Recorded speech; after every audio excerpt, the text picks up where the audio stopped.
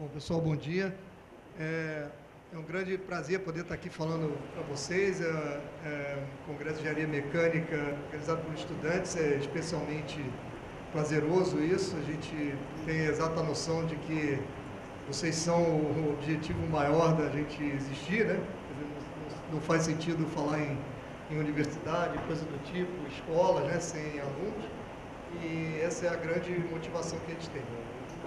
E o que eu espero poder falar aqui hoje para vocês é exatamente tentar motivá-los com algumas ideias e algumas áreas, digamos, não tão usuais no nosso curso regular de engenharia, né? Então a gente tenta, vai tentar fazer aqui um apanhado geral dessas ideias, tentando motivá-los nesse desenvolvimento, né? Antes de começar, né, eu estava vendo o Rômulo aqui, que vai falar depois, então tem uma história interessante que foi depois do Raul Seixas, a gente tem que prestar atenção, né, porque é assim, né, não sei se vocês sabem a história uma vez o Jerry Lee Lewis foi convidado para um show, né, e o Chuck Berry também, era um show, cada um tocava 2, 3 músicas lá, e aí o Chuck Berry ia tocar como o rei do rock and roll na época, ia tocar depois do Jerry Lee Lewis, né. E o Jerry Lee Lewis era o número 1 do Billboard. Então ele falou, não, eu que tenho que ser o último. Aí o Chuck Berry, não, tem que ser eu. Aí ficaram discutindo, aí o empresário do Chuck Berry falou assim, ó, não tem jeito, cara, é contrato. Ou ele toca por último, ou ele não vai tocar. Aí o Jerry Lee Lewis falou, tá bom. Aí ele entrou, tocou, deu um espetáculo daqueles, aí começou a tocar fogo no piano, aí a plateia toda arrancando as cadeiras, todo mundo enlouquecido e tal. Aí ele saiu do palco, bateu no ombro do Chuck Berry e falou assim, pô, agora vai lá tocar. Então, essa é a dificuldade que a gente tem, né? Então, depois do Raul, ainda bem que foi só uma música, né? Mas vamos tentar aí motivar. Bom, então o que eu vou tentar falar é sobre sistemas de engenharia bio-inspirados, né? E o que diz respeito a isso, né? A ideia central é a gente tentar usar a natureza como fonte de inspiração para que a gente projete, pense e conceba, né, novos dispositivos de engenharia de uma maneira geral, né?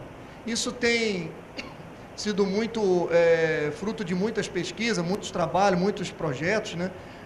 A gente destaca assim novos materiais, novas formas que a gente possa dar para estruturas de uma maneira geral, a ideia dos nano e microsistemas dessa forma também, sistemas imitando redes neuronais e coisas do tipo, onde a gente tenta imitar o comportamento do cérebro de uma forma geral.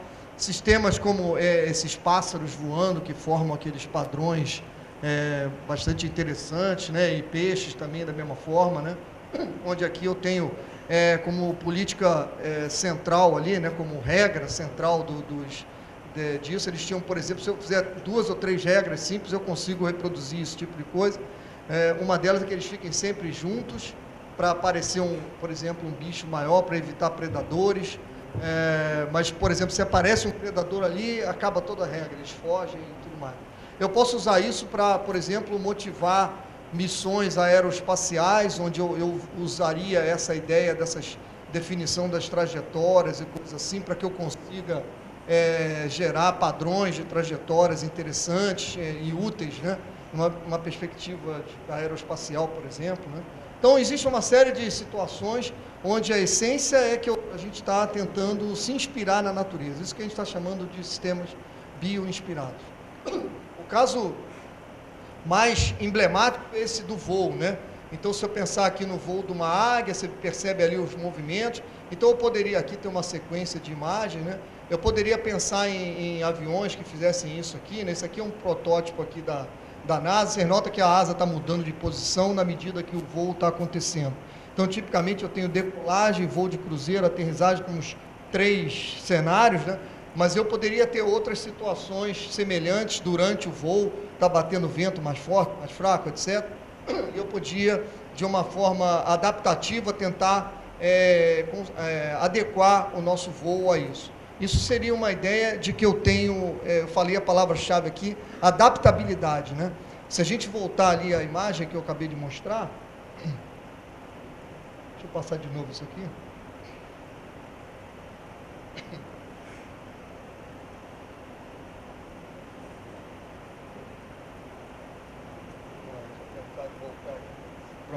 se vocês olharem aqui com calma, então, o que está acontecendo, vocês vão ver que eu preciso, para isso, de sensores e atuadores. Essa seria uma ideia central que eu tenho que ter, certo? Eu preciso identificar o que está acontecendo e eu preciso atuar para que eu consiga mudar essa forma, o que eu estou querendo fazer, né?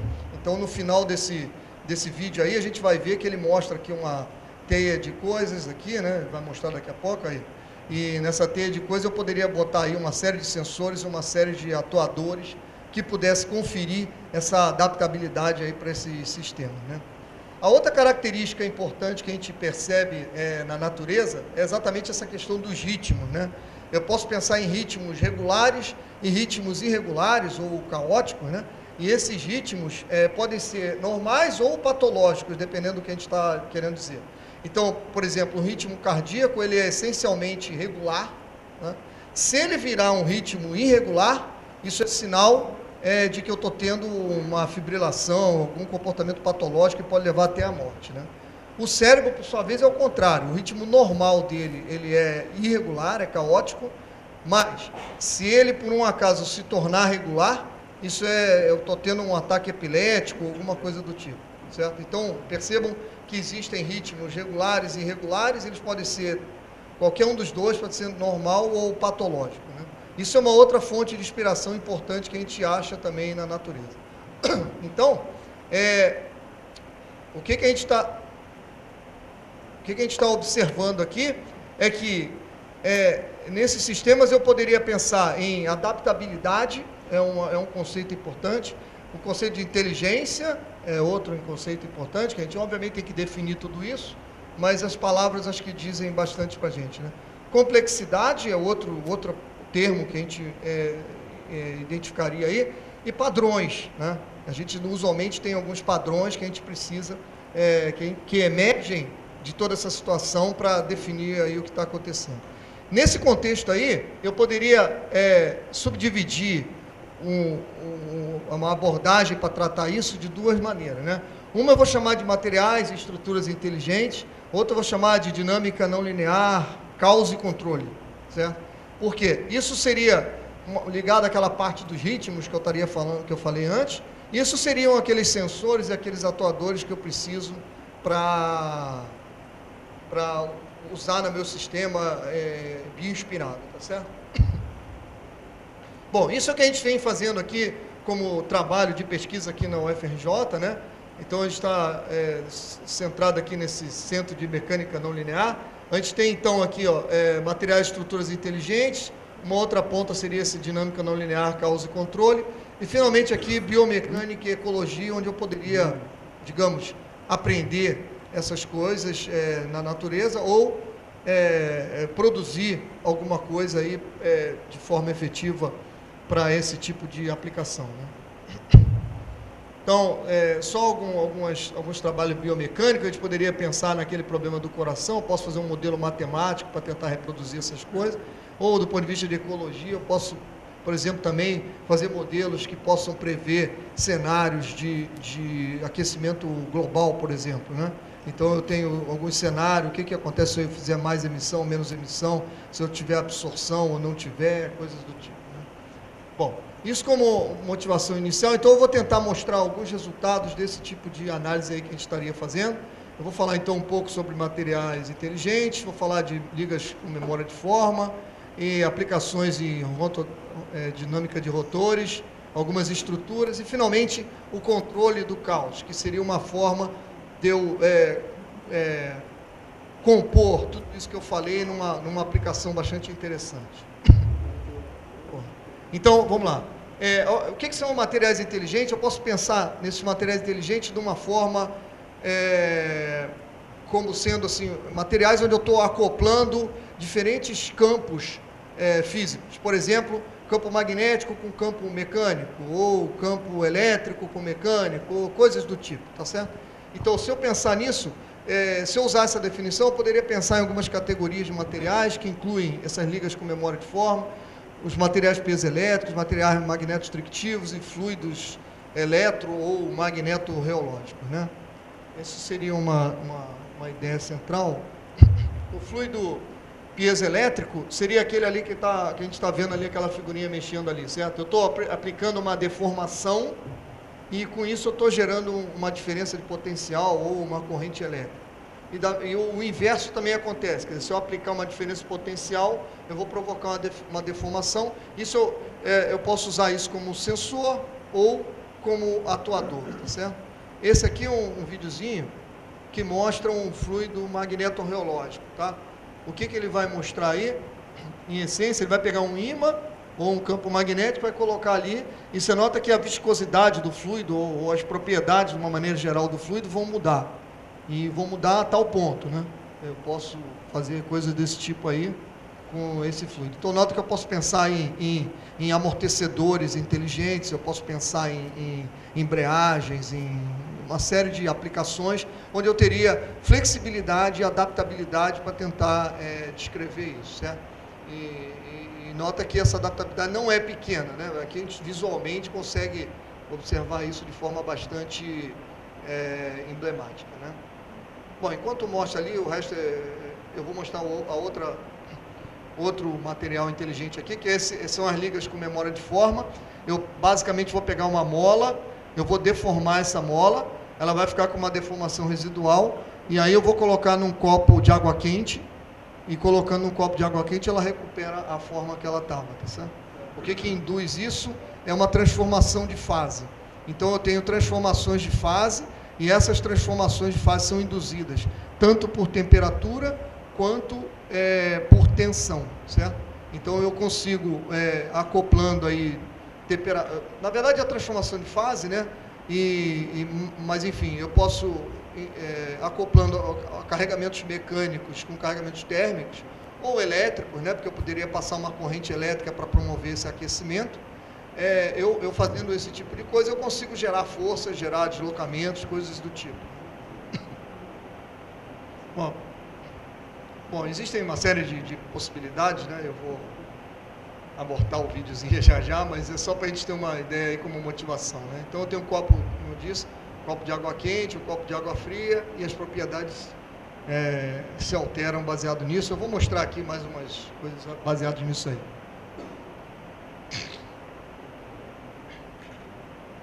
Bom, aqui seria então digamos assim, uma maneira de eu pensar como que eu defino para a minha aplicação qual material inteligente desse é mais interessante. Então, se eu pensar na liga com memória, existem duas driving forces, né, para definir o projeto, qual o material mais indicado, né?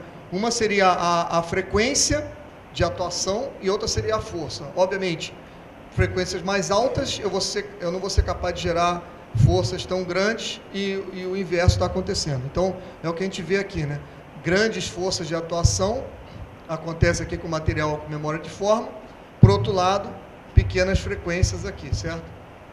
Já o piezoelétrico, eu gero forças menores, mas consigo atuar em frequências maiores. Então, eu tenho que ver qual a aplicação que a gente pode usar, né? Qual que seria o mais interessante aí para usar. Algumas aplicações interessantes nesse contexto todo do que eu estou falando são esses, o que a gente chama hoje em dia de colheita de energia, né? O que seria essa colheita de energia? Eu tentar extrair da natureza a energia disponível, isso pode ser tanto em ondas do mar, quanto movimento de marés, quanto vento, energia solar, a energia que eu estou fornecendo aqui para a bicicleta, né? Eu poderia converter, por exemplo, uma energia dessa para carregar meu celular, enquanto eu estou pedalando, eu estou carregando meu celular, seria uma coisa bastante útil, né? Enfim, e usualmente a gente usa esses materiais piezoelétricos para isso, né? Eu posso acoplar num tênis, eu posso botar no piso de uma boate, aí todo mundo está dançando lá em cima, e essa deformação da pista está alimentando alguma bateria, né? Eu posso botar aqui num carro passando por cima, né? Na estação de metrô, na mochila, no tênis, enfim. Eu posso botar em qualquer lugar que eu vá pressionar, né? Eu vou promover uma força ali, essa força vai gerar uma corrente elétrica, que eu acoplo a um circuito elétrico, que eu acoplo a uma bateria, enfim, e consigo carregar. Obviamente, Atualmente ele está gerando pequenas cargas, mas pode ser o suficiente para dar uma carga no celular, por exemplo, não, talvez não 100%, mas seria uma coisa interessante da gente explorar, né? Isso aqui seria aquela outra aplicação dos materiais com memória de forma, né? Onde eu estou tentando mostrar exatamente aquela molinha aqui. Digamos que aquela molinha estava aqui, eu deformei, eu esquentei, ela voltou. Todo mundo viu esse vídeo, né? E depois, quando eu botei, quando ela está lá quente, o que acontece é isso, eu deformo e ela volta. Não preciso de mudar a temperatura para ela voltar sozinha, né? O que está acontecendo é isso. Quando eu estou a alta temperatura, a transformação de fase ocorre e volta sozinho, né? Quer dizer, não é sozinho. Tirando a carga mecânica, eu elimino a deformação. Isso não é um material elástico, porque eu estou dissipando energia aqui nessa esterese, certo? É a diferença do material elástico. Mas cessada a carga, cessa o efeito, certo? Por isso que a gente chama isso de pseudoelástico, porque o elástico eu não posso depender da trajetória, né? Um material conservativo. Já aqui, o que está acontecendo é que quando eu volto, eu não elimino a deformação residual. É a mesma coisa que eu pegar esse eixo aqui e botar ele aqui, certo? Então, quando eu suspender o eixo, na verdade não é o eixo que eu suspendo, é o laço de esterese que eu suspendo ou abaixo, dependendo se eu estou com a temperatura. Se eu aumento a temperatura, eu subo o laço. Se eu diminuo a temperatura, eu desço o laço. Então, se isso acontecer, eu fico com essa deformação residual que eu elimino com a variação de temperatura, certo? Então, esse tipo de comportamento eu posso explorar aí também uma série de aplicações. Eu posso gerar aqui também um acoplamento sem interferência, sem solda, né? Eu poderia pegar ali 2 tubos e fazer uma conexão aqui, ó, onde eu não estou precisando soldar, não estou precisando fazer interferência. Isso é bastante útil para uma série de aplicações. Posso usar dispositivo de separação, por exemplo, para painéis solares ou para esses splits de incêndio, né? Aumenta a temperatura, eu expando o parafuso, eu expando a luva, quebro o parafuso e começa a liberar o que quer que seja aí. Dispositivo de conexão aqui, né? Também eu coloco aqui, ao invés de dar um torque aqui nesses parafusos, eu posso simplesmente esquentar e ele vai expandir. Eu tenho estruturas auto-expansíveis, né? Muito usado na indústria biomédica, do tipo stent, e esse filtro que a gente chama filtro de Simon, que basicamente eu estou pegando, ele vai pré-comprimido, quando chega na corrente sanguínea, está esquentando, ele expande, tá certo? E para manter ele na configuração original, eu faço um banho salino que baixa a temperatura dele. Esses arcos ortodônticos aqui também são muito usados, pequenas microatuadores do tipo pinças para mexer em lentes e coisas do tipo. Enfim, existe uma série de aplicações aí importantes. Essa é uma aplicação que está em teste atualmente, tentar movimentar a turbina aqui só para uma questão acústica, quer dizer, para aterrissagem e decolagem, eu diminuo ali a superfície e com essa diminuição eu consigo uma redução de níveis de ruído aí, o que é muito útil para o avião poder pousar em certos aeroportos. Por exemplo, Santos Dumont fecha, sei lá que hora que fecha, 10 horas, 11 horas, mas não pode pousar lá por causa de questões de ruído, certo? Então isso eu poderia, usando dispositivos desse tipo, eu conseguiria melhorar. Isso aqui é um protótipo disso, foi feito entre um convênio da Texas A&M com a Boeing, e eles estão testando para... esqueci a palavra, né? Estão em teste para poder usar em voos comerciais, eles só estão sendo testados agora,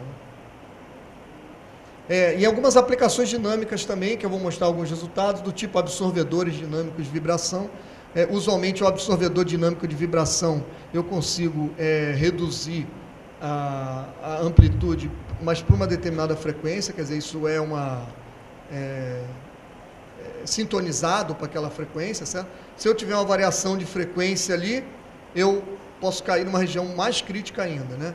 Então eu consigo uma adaptabilidade disso mudando a temperatura. Eu mudo a temperatura e mudo essa sintonia aí da frequência onde esse absorvedor vai atuar. Isso é muito usado em estruturas civis e também em cabos de transmissão de energia elétrica, né? Isso se chama stock bridge, são o nome desses absorvedores aqui. Então, a gente tem uma série de aplicações aqui, mas, por outro lado, né, a gente tem um comportamento bastante complexo sempre associado, certo? E tem coisas do tipo, o laço de esterese é uma dificuldade para modelar, tem esse comportamento aqui de estabilização dos laços, tem assimetria, tem dependência de taxa, tem subloops, enfim, tem uma série de comportamentos bastante complexos para ser descrito, né? Em todas as aplicações a gente necessita de uma modelagem matemática para a gente poder mostrar a viabilidade do uso desses materiais e dessas aplicações todas, né? Então, isso aqui, eu não vou me estender muito nisso aqui, mas mais para dar uma motivação para vocês, quer dizer, toda essa modelagem, se a gente quer fazer uma coisa verdadeiramente séria e correta, a gente precisa de usar todo o background de mecânica que tem disponível.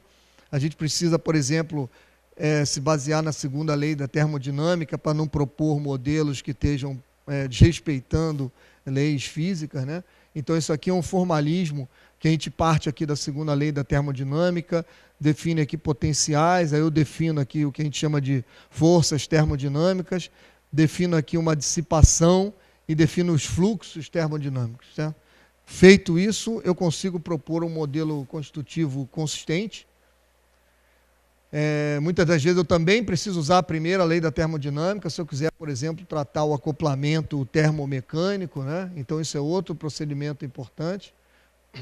E aí aqui o que a gente estuda lá em transferência de calor, que seria basicamente aqui está o termo de convecção. Então eu tenho aqui uma equação de energia, mas acrescenta-se a isso todos esses termos aqui, que são termos desses acoplamentos termomecânicos, que são importantes em alguns materiais e não são importantes em outros. Nesse caso, são bastante importantes. Aqui, só para ter uma ideia de um modelo constitutivo, que é o que a gente vem trabalhando aqui, esse é um modelo tridimensional. Aqui teria a lei de Hooke clássica, né? Sigma igual a 1 epsilon aqui, mas eu tenho um monte de termos aqui. Esses betas são frações volumétricas, aquelas frases que eu falei que definem o comportamento do material. Então, eu tenho uma evolução para cada fração volumétrica. E aqui são variáveis de plasticidade. Então, esse modelo aqui tem não só a transformação de fase, como plasticidade. Só para a gente ter uma ideia, obviamente eu não vou entrar em detalhes disso, mas só para a gente ter uma ideia, o modelo elástico está aqui, tá certo? Seria esse aqui. Ó. Então, o que a gente precisa? Obviamente, aquelas equações não têm solução analítica, né? A gente precisa de um procedimento numérico para usar em computador. E aqui é uma proposta de um procedimento numérico, onde a gente usa o que a gente chama de partição do operador. O que a gente está fazendo, na verdade? Eu estou resolvendo o problema dinâmico, ou via elementos finitos, ou sei lá o quê, e depois eu jogo no modelo constitutivo, resolvo o modelo constitutivo e eu faço um processo iterativo aqui para ver se isso converge ou não.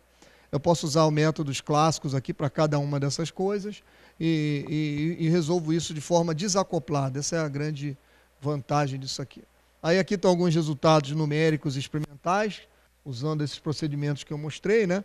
Mostrando que tem uma boa concordância aqui com os resultados numéricos experimentais e o que torna esse modelo confiável para a gente usar, né?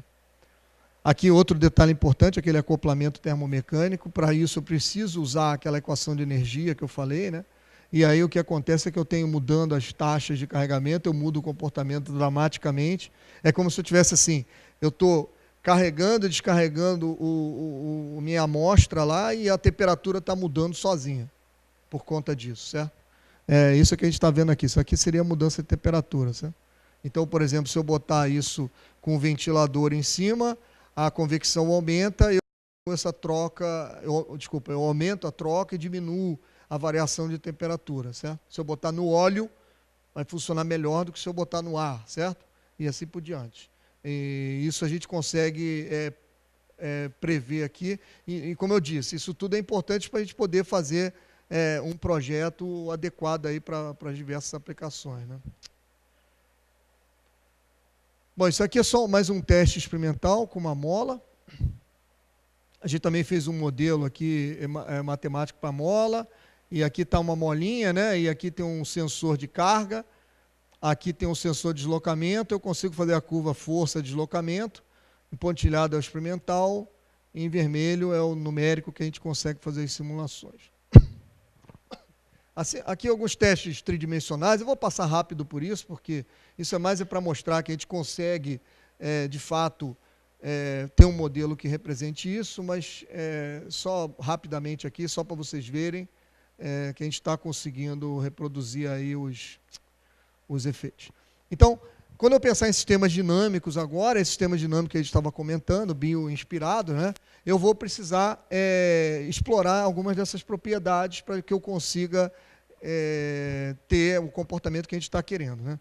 Então, a variação, pensando nessas ligas, né, e aí isso vale para qualquer uma daqueles materiais, só que a variável que eu estou usando para mudar ou para atuar é diferente. Então, aqui para mim eu estou falando de temperatura, mas eu poderia estar falando de campo magnético, se eu estivesse usando um material magnético, eu poderia estar falando de campo elétrico, se eu estivesse falando de um piezo elétrico, enfim.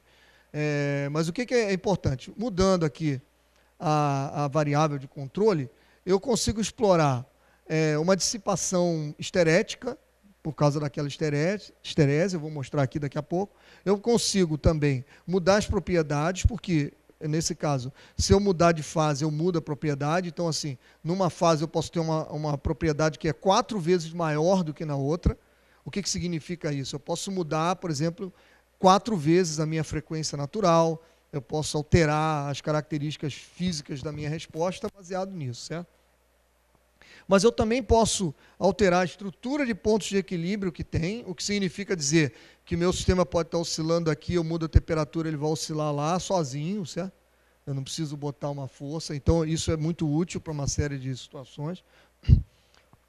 E eu posso também aplicar essas situações de controle, que é o objetivo final aqui da nossa apresentação. Né? Então aqui só é um sisteminha dinâmico, né? Então eu acredito que todo mundo já se deparou com massa-mola desse tipo aqui, então é um sisteminha arquétipo, vamos chamar assim, né, um protótipo, que é bastante emblemático. Então isso aqui seria um massa-mola amortecedor, e eu estou trocando esse elemento aqui, vou colocar um elemento com memória de forma desses aí. Nota, isso aqui seria a minha equação clássica, né, esses 3 primeiros termos, o resto, mais esse termo de forçamento, né, e o resto é fruto dessa não linearidade constitutiva do material, certo? Então, o que eu estou vendo aqui? Em alta temperatura, o que está acontecendo o que seria um material elástico aqui, com dissipação ou sem dissipação de energia, seria ficar oscilando ali, certo? Seria uma resposta senoidal ou uma curva fechada ali, né? O que está acontecendo comigo aqui é que, por causa daquela esterese, o material vai dissipando energia até parar, ou até estabilizar em algum lugar, que é o que está acontecendo aqui, né? Ele está dissipando energia até estabilizar nessa curva do meio aqui. Contudo, se eu diminuir a temperatura, eu vou ter aquela situação. Lembra que aquela curva tensão-deformação que eu mostrei, ela ficava com aquela deformação residual. Aquilo vira um novo ponto de equilíbrio, e eu fico oscilando naquele ponto de equilíbrio, fico oscilando no outro, ou fico oscilando no meio. Então eu ganho uma estrutura de pontos de equilíbrio diferentes. Mudando a temperatura, eu posso sair daqui e vir oscilar aqui, por exemplo. Né? Isso pode ser útil para uma série de aplicações. Isso aqui é uma aplicação bastante clássica, que é isso aqui. Eu vou chamar de dissipação inteligente. O que é uma dissipação inteligente? Uma dissipação inteligente é uma dissipação que só funciona quando me interessa. Por exemplo, eu quero projetar uma casa e eu quero que essa casa só tenha uma dissipação caso tenha um terremoto. Se não tiver, eu não preciso que ela dissipe energia, certo? Então, isso é o que está acontecendo aqui. Ou, por exemplo, a hélice do helicóptero, né, também, ela funcionaria normalmente e dependendo das amplitudes da vibração da hélice, eu quero que ela dissipe energia. Né? Por que isso é importante? Pensa que é o seguinte, às vezes a gente pensa, vamos botar dissipação no sistema para evitar determinados tipos de comportamento. É justo? É justo. Só que dissipação de energia significa jogar energia fora. Né? Digamos que eu esteja falando um problema na turbina de Itaipu e vai ter uma velocidade crítica de rotação, foi bota amortecimento aí. Beleza, mas aí eu estou deixando de gerar energia. Né?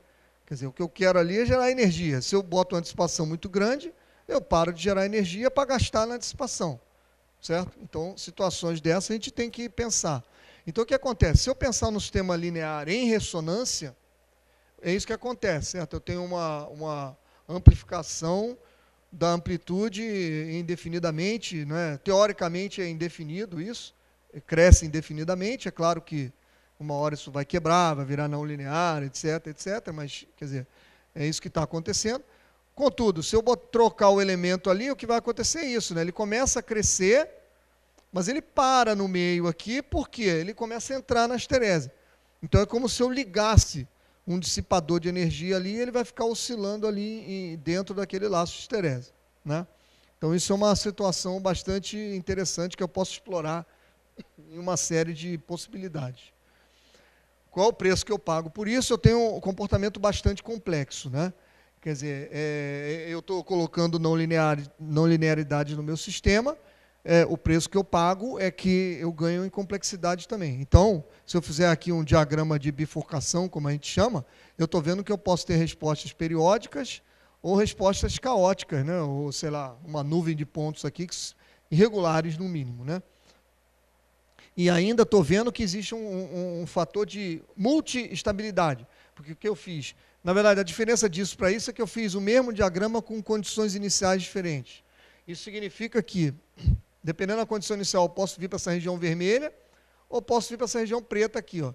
Então, essa região aqui, ó, ela tem multi-estabilidade. Eu posso, só trocando a condição inicial, eu posso oscilar aqui e, na verdade, tem uma região simétrica aqui, né? Simétrica da região vermelha de cima e embaixo, o que me diz que eu tenho 3 possibilidades com o mesmo conjunto de parâmetros, tá? Que é o que eu estou vendo aqui. Aqui é uma possibilidade, aqui é outra, certo? Essas 3 possibilidades são, aqui é aquela região preta, aqui é aquela região vermelha lá em cima, aqui é a região vermelha lá embaixo, que eu não estou vendo lá no gráfico que eu acabei de mostrar, certo? Aí, explorando ainda isso, né, isso seria aquele absorvedor dinâmico de vibrações, certo? Só que agora é adaptativo. O que seria um sistema elástico? Aqui estaria a minha ressonância, aqui é o sistema primário, tá certo? E o que eu vou fazer é acoplar um sistema secundário. Nesse sistema secundário eu vou usar um elemento desse aqui. Se eu fizer isso, se isso aqui fosse um material elástico comum, isso aqui seria o que estaria acontecendo. Eu tenho a ressonância do sistema primário, que eu troco essa ressonância do sistema primário por 2 ressonâncias do sistema primário e do sistema secundário, certo? O sistema de 1 grau de liberdade passou a ter 2 graus de liberdade. Eu tinha uma ressonância, passei a ter 2, certo? O que significa? Isso é muito útil se eu quiser trabalhar nessa região aqui, certo? Isso seria perfeito. Agora, se eu tiver uma variação de forçamento, por exemplo, posso estar falando de uma ponte, isso aí é o vento, e eu não tenho controle sobre o vento. Então, o vento pode bater aqui, que é o usual, mas eventualmente pode vir para cá ou pode vir para cá. Aí o que eu faço? Eu vou estar numa situação talvez pior do que a que eu estava antes. Como que eu posso alterar isso? Eu posso alterar isso mudando a temperatura, certo? Então, aqui estaria o sistema, esse aqui, que está pontilhado, está aqui. Mudando a temperatura, ele veio para essa nova configuração. Então, eventualmente, eu estaria aqui nessa ressonância, eu cairia aqui, certo? Então, isso seria o que estaria acontecendo. Eu posso estar nessa ressonância aqui, ou eu posso estar mudando a temperatura nessa situação. Então, eu consigo uma adaptabilidade nesse tipo de comportamento, certo? Eu consigo pegar a minha dinâmica e alterá-la com um estímulo externo. Esse é que é o lance da bioinspiração. Qual que seria o estímulo externo? Pode ser uma corrente elétrica, pode ser a temperatura, enfim. Pode ser uma série de fatores. Aqui, para a gente aqui, seria ou a corrente elétrica ou a temperatura, certo? E qual é o preço que eu pago por isso? Sempre tem um preço a pagar, né?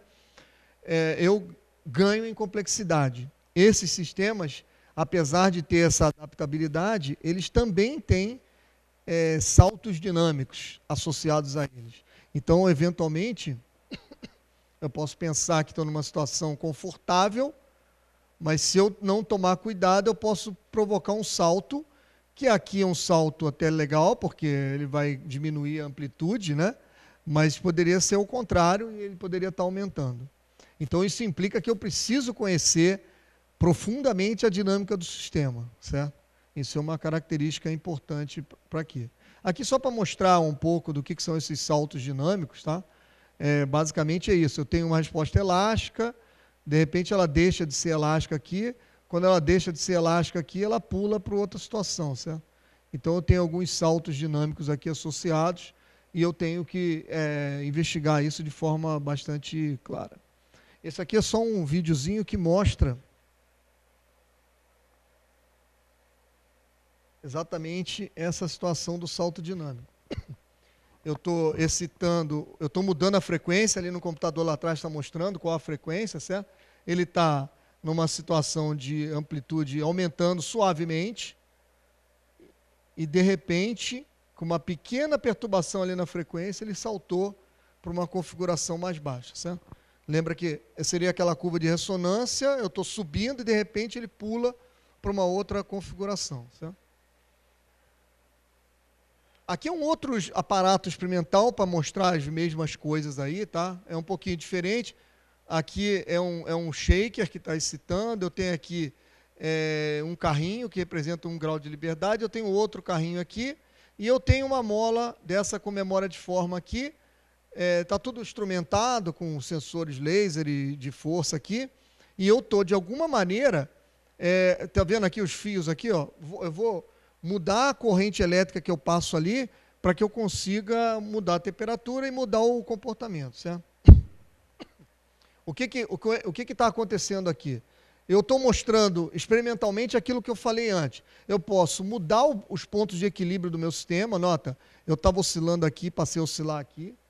Está vendo? Eu estava oscilando aqui, passei a oscilar aqui em cima. E eu consigo voltar à configuração original também mudando a temperatura. Você nota que eu estava indo oscilar lá em cima, eu mudo a temperatura, ele passa a oscilar aqui embaixo. Então, aquilo que eu falei antes está comprovado aqui experimentalmente, mas o mais interessante aqui é como que eu posso alterar a dinâmica do sistema mostrando esse tipo de coisa. Eu estou ali com aquele dedo ali, eu estou mexendo a corrente que passa ali, certo? Então, eu estou mexendo na corrente... E mexendo na corrente, eu estou diminuindo a amplitude de vibração aqui, certo? E aqui, na figura de baixo, eu estou mostrando um termovisor, certo? Uma câmera que mostra a cor. Essa cor está associada a uma temperatura. Então, o que eu estou fazendo é aumentando a temperatura por causa da corrente elétrica e está acarretando a redução da amplitude de vibração, que era exatamente aquilo que a gente estava comentando antes, certo? Então, o que acontece aqui? Isso aqui são os dados experimentais. O que acontece? Esse preto aqui é minha excitação, quer dizer, eu estou excitando o meu sistema harmonicamente, por exemplo, sei lá, uma onda batendo numa plataforma, ou um vento batendo numa ponte, ou o que quer que seja. Eu estou, então, com uma amplitude constante, uma frequência também constante. Eu estava com essa amplitude aqui no início, e eu mudando a temperatura, caí para essa situação aqui. Certo? O que está acontecendo, eu estava aqui, ó, eu estava aqui em regime permanente e eu passei para cá. O que acontece fisicamente é que eu estou mudando a rigidez da mola por causa dessa mudança, certo? Então eu estava ali com uma rigidez, eu mudei a temperatura, eu mudei a fase, mudei a rigidez, a inclinação da curva. Ao mudar a inclinação da curva, eu também mudei a quantidade de dissipação de energia, certo? Nota que no verde eu tenho uma esterese, no vermelho eu não tenho. O que significa isso? Existe uma competição entre esses fatores todos para dar o resultado final que a gente está querendo, certo? Então, essas coisas competem entre si, gerando ali o resultado que eu quero para a minha aplicação, certo? E aqui é aquele efeito que eu vou mostrar experimentalmente daquele absorvedor dinâmico de vibrações, certo? Então, em algum lugar aí está o sistema primário, que não está mostrado, e o sistema secundário, numa temperatura está em vermelho, na outra temperatura está em preto. O que significa, eu poderia estar nessa região preta aqui, que seria aquela ressonância secundária que apareceu, e eu caí ali por um acidente, e eu quero tirar dali, mudando a temperatura. Então, o que vai acontecer é isso aqui, eu vou sair da região preta e vou para a região vermelha, certo? É o que vocês vão ver aqui no vídeo. Que é meio parecido com aquele anterior, só que esse tem 2 graus de liberdade, certo? Aquele tinha um só. Então, o que eu estou mexendo aqui seria mexer só no sistema secundário, para reduzir a vibração do sistema primário, certo? Então eu consigo reduzir drasticamente as amplitudes de vibração com isso, certo? Outra aplicação interessante que existe é explorar o impacto, certo? Então, isso aí seria uma aplicação passiva, né?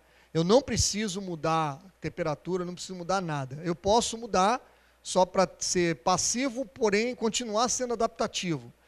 Mas o que eu quero? Pensa numa estrutura do tipo uma máquina de lavar roupa, né? Todo mundo sabe o que acontece quando, sei lá, a roupa se acumula num canto da máquina, ela começa a vibrar de forma bastante regular. Às vezes você está vendo TV na sala, a máquina chega, né? Só não chega mais porque o fio segura lá na tomada, né? Mas ela sai andando porque alguma excitação ali entra em ressonância e causa isso tudo. O que eu quero aqui? Eu quero que somente nessas situações eu vou dissipar energia. Então eu poderia colocar, sei lá, luvas desses materiais para ter impacto ali, só que esse impacto é diferente de ter um impacto num material elástico, porque ele vai dissipar por causa da esterese, certo? É o que a gente fez aqui, certo? Nós botamos aqui um suporte, e nesse suporte eu quero dissipar energia. Então a diferença disso para o sistema tradicional é que a minha força de restituição aqui, do suporte, seria descrito por uma equação construtiva daquela complicada lá que eu mostrei lá atrás. E isso que a gente consegue ver, certo? O preto aqui seria um suporte elástico, e eu consigo, para diferentes temperaturas, ir mudando o tipo de resposta. E por que eu estou mudando? Porque eu estou forçando o sistema a entrar mais ou menos na esterese. Então eu tenho uma dissipação de energia inteligente, mais uma vez, né? E bastante útil. A ponto de eu ter resultados de dinâmica caótica com um suporte elástico, e de uma dinâmica bem comportada para o suporte desse com memória. O que é bastante interessante, uma série de aplicações, onde eu não preciso estar tendo um sistema de controle muito sofisticado, como o caso de uma máquina de lavar, né? Só para uma outra motivação aqui, né? Isso aqui seria uma aplicação também via elementos finitos, mostrando uma treliça sendo deformada mecanicamente. Eu vou retirar a carga mecânica dela, e eu fiquei com uma deformação residual, e quando eu esquentar, ela volta, né? Eu posso pensar em também aplicações diversas, em várias situações, né? Indústria aeronáutica, indústria automobilística, onde eu poderia ter coisa desse tipo, né? Se eu deformar demais, eu posso simplesmente esquentar e voltar à configuração inicial. Então, isso aqui é um outro tipo de estrutura, que seria, na verdade, como se fosse um trecho daquela estrutura anterior, ou de uma antena dessa, né? Isso é uma aplicação bastante motivadora para a indústria aeroespacial, que é levar coisas para o espaço de uma forma compacta, né? Eu lembro que a Estação Internacional, o grande problema dela não é fazer as coisas, mas é levar as coisas para lá, né? Então, por isso, existem várias equipes no mundo, o Brasil está incluído, ele faz algumas coisas aqui, depois tem que enviar, é tudo uma complicação bastante séria isso, né? E isso é uma motivação interessante. Os russos testaram isso aqui não com uma antena, mas com um arco, e funcionou bem, certo? E aí, essa estrutura aqui de 2 barras que eu estou mostrando, na verdade é um trecho dessa estrutura, porque eu tenho questões de estabilidade, etc., etc., que são bastante importantes para pensar nessas aplicações aqui, né? A complexidade dessa resposta aqui é bastante séria, porque eu tenho não linearidades construtivas e geométricas associadas, né? Então usualmente eu tenho 3 pontos de equilíbrio, e eu passo a ter aqui 5 aqui, 5 aqui, quer dizer, eu passo a ter muitos pontos de equilíbrio, e obviamente passo a ter uma gama de possibilidades bastante rica aí por conta disso, né? Então eu tenho respostas caóticas de todo tipo aqui. E aqui a gente consegue ver algumas situações comparando o caso elástico com o caso envolvendo essa liga, né? Nota claramente que existe uma dissipação grande de energia, o que provoca essa redução da dimensão aqui desse atrator, certo? Isso é uma característica interessante aqui. Bom, então, como eu disse, o nosso alvo aqui em termos de motivação no início, seria esse que eu chamo de controle de causa. O que é controle de causa, né? Controle de causa é tentar explorar a dinâmica caótica do sistema para ganhar em flexibilidade e ganhar em baixo consumo de energia. O que significa isso? Na verdade, na natureza, eu falei que o cérebro funcionava caoticamente no início, exatamente por isso eu consigo, ao caminhar aqui, eu tropeço, eu mudo a marcha, dou uma corridinha e volto à marcha anterior e não caio. Para um robô fazer isso é muito difícil, certo? O robô consegue andar sem problema nenhum, mas se ele tropeçar, ele não vai mudar a marcha e conseguir mudar. Falta o quê? Adaptabilidade ao comportamento do robô, certo? Coisa que a gente tem. Como é que funciona isso na natureza? Eu tenho, então, preferencialmente, uma resposta caótica, porque, em essência, essa resposta caótica ela é composta de uma infinidade de órbitas periódicas instáveis. Quer dizer, a estrutura caótica ela tem em background aí uma infinidade de órbitas instáveis. E o que significa isso? Eu visito uma órbita dessa, eu sou expulso dela, porque ela é instável, eu pulo para outra, eu ando um pouquinho na outra, pulo para outra e fico nesse pula-pula, montando aquela resposta bastante complexa que a gente conhece do que é causa. Qual é a ideia do controle de causa? É tentar estabilizar uma dessas órbitas instáveis aí. Qual é a vantagem disso? Essa órbita pertence à dinâmica do sistema e, consequentemente, supostamente, né, eu gastaria pouca energia para ficar nela, já que ela pertence à dinâmica do sistema. Esse que está por trás do que a gente chama de controle de caos, certo? Muita gente chama controle de caos simplesmente eu pegar o caos e tirar do caos, mas isso não é controle de caos, isso é supressão do caos, certo? Aí eu posso botar a força de controle que eu quiser lá, eu tiro e pronto, né? Eu posso amarrar o sistema também e ele não vai sair dali. Isso seria a diferença de eu pegar um cara tendo uma fibrilação, eu posso chegar ali e dar um choquinho no cara e ele sai da fibrilação, ou eu posso pegar um desfibrilador desse e dar uma carga de, sei lá, quantos volts no cara, e ele vai sair da fibrilação também, mas, pô, ele vai ficar vai queimar o peito, né? Fica como, né, a diferença de você fazer uma coisa suave ou uma coisa radical, certo? Então, controle de caos seria exatamente essa ideia da suavidade aqui na história. Existem vários métodos para isso. Agora, a essência disso é tentar estabilizar as coisas numa órbita instável, ou seja, eu tenho uma cela. O que eu estou querendo fazer aqui visualmente é isso aqui. Eu quero botar essa bolinha na direção estável. Então, se eu ficar mexendo a cela aqui, de forma que a bolinha esteja sempre na direção estável, ela vai sempre voltar para o ponto onde eu quero, certo? É manter aquela brincadeira na vassoura, que eu boto ela aqui, né? Eu vou dando pequenas perturbações e seguro a vassoura de cabeça para baixo aqui, não é isso? O exemplo mais emblemático disso é esse aqui. Isso aqui era quando o cometa Halley passou perto da Terra. O cometa Halley, quando passou aqui, na época nunca se tinha medido, ninguém sabia o que era a cauda de cometa, né? Só os poetas tinham alguma ideia, mas o cientista não tinha ideia do que tinha na cauda do cometa. Então a ideia era botar esse satélite, que era um lixo espacial, estava lá jogado, botar ele na cauda do cometa para tomar medidas ali do que tinha lá. Então, o que os caras pensaram? Pô, vou fazer essa manobra aqui, está pertinho, né? Aí fizeram as contas, não dá. O combustível que tinha não era suficiente para fazer essa manobra aqui. Aí um cara lá falou assim, não, deixa comigo que eu vou botar ele lá na cauda do cometa. O jogo estava perdido mesmo, ninguém deixou, né? Aí, aqui o problema de 3 corpos foi estudado dessa maneira, né? Sei lá, o que está aqui, um planeta qualquer, o satélite é o outro corpo e a Lua é o outro corpo. Então, se fossem 2 corpos, é uma elipse assim em torno, né? Um problema lá de Kepler, etc. Aqui o problema de 3 corpos, que Poincaré começou estudando isso. É um problema difícil de solução, mas é um problema que a gente tem uma série de órbitas periódicas instáveis aqui na jogada. E o que o cara fez? Ele foi estabilizando nessas órbitas instáveis. Obviamente eu não vou seguir aqui a trajetória, porque eu não vou conseguir, né? Mas ele foi indo aqui, ele deu 5 voltas em volta da Lua, aí usou o efeito Stirling, foi jogado para cá, para lá, enfim, foi para a cauda do cometa. Ele tomou as medidas lá na cauda do cometa, e quando saiu da cauda do cometa, eles fizeram outra manobra dessa para levar para outro lugar.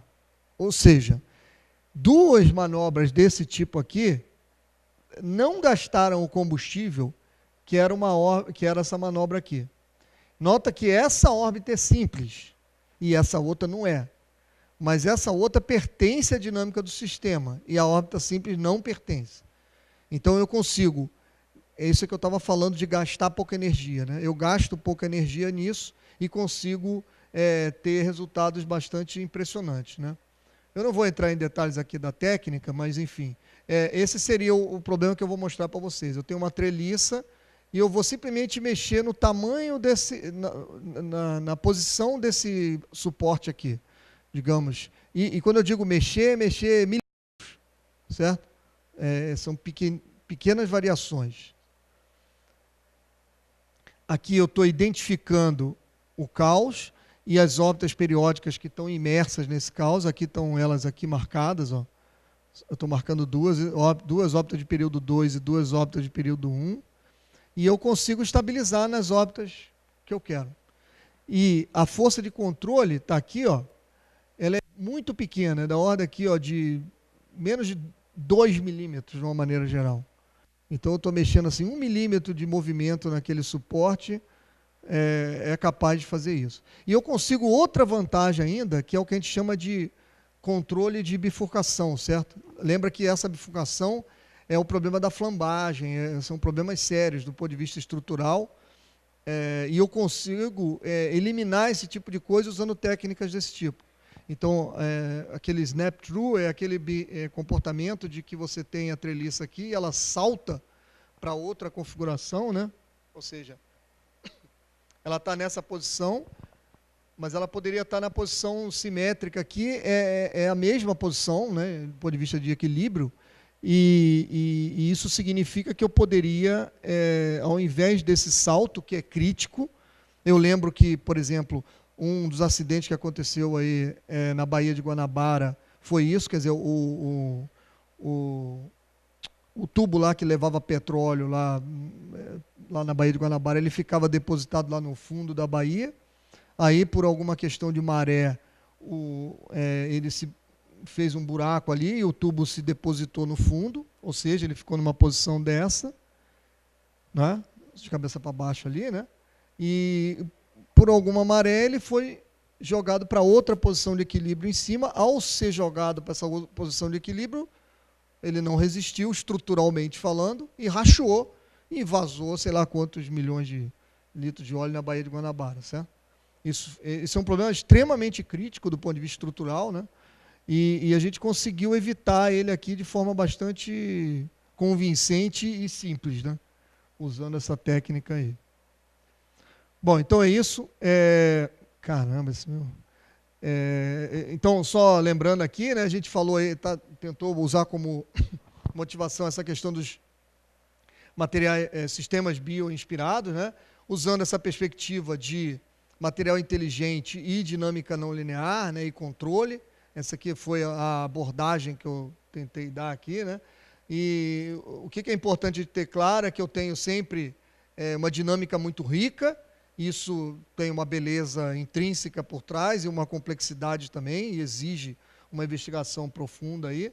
E a gente consegue aplicações tanto em dinâmica de rotores e estruturas, absorvedores dinâmicos de vibração. A gente consegue uma série de aplicações assim cotidianas, digamos assim, né, do ponto de vista de engenharia, né, que seriam bastante úteis de ser exploradas, né?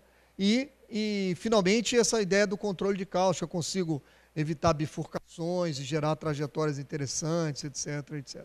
Então, esse é o cenário aí que a gente queria mostrar para vocês, né?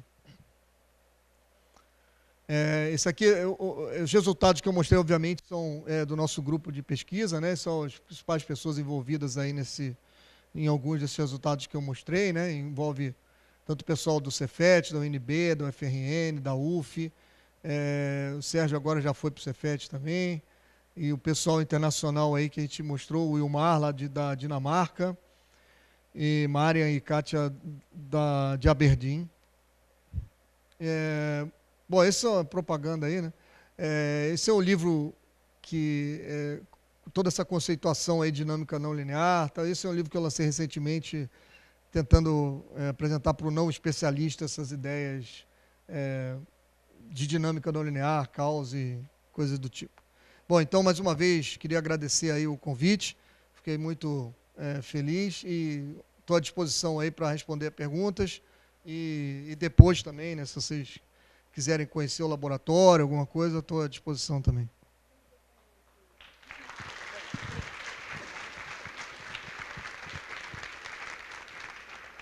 Pessoal, a gente vai abrir para perguntas agora. É só levantar o braço, quem quiser fazer alguma pergunta.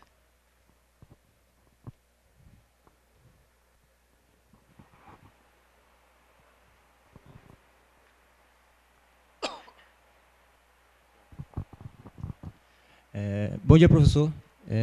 A gente sabe que o conceito de dilatação térmica, né, a gente aquece um determinado metal e ele se expande, né? Aí, falando sobre os materiais inteligentes, o senhor mostrou tanto a mola quanto o clipe, né, ele retornando, mergulhando ele numa temperatura elevada.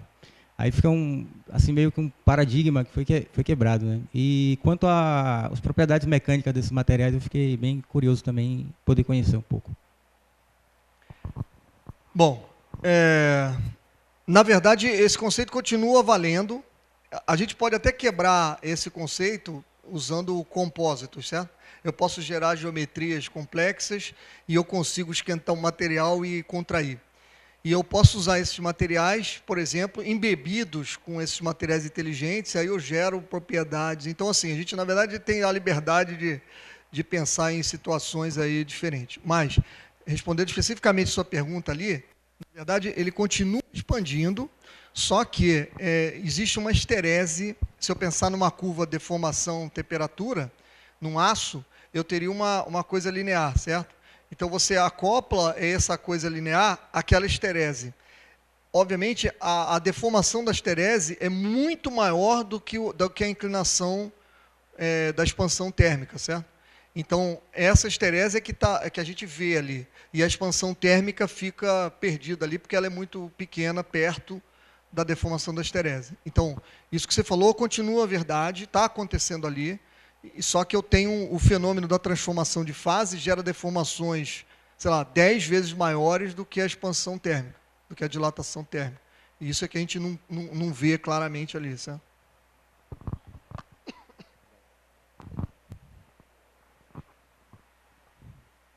Mais alguma pergunta?